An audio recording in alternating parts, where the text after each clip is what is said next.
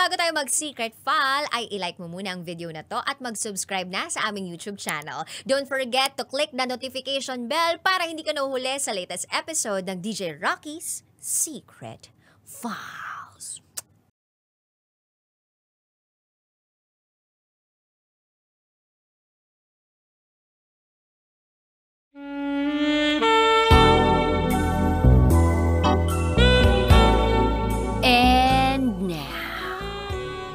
It's time for SPG, as in Super Backganern Secret File.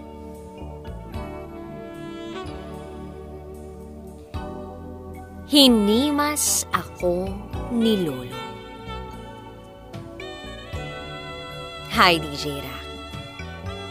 May isi-share lang ako. At hihingi na rin ng advice. Itago mo ko sa pangalang Anding. At ito, ang aking SPG. As in, Super Backganern Secret File. Back in 2019,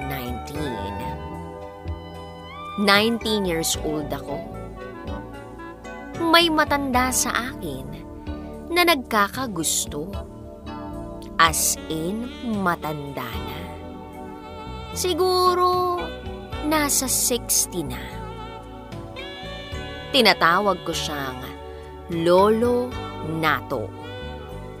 May-ari sila ng malaking sari-sari store. Isang araw, walang ibang tao sa bahay na po pwedeng mautusan ang mama ko. Kaya ako ang inutusan niya.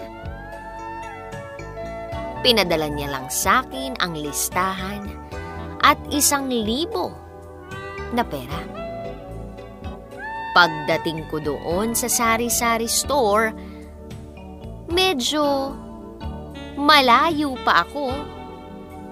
Kitang-kita ko na ang nakangising matanda.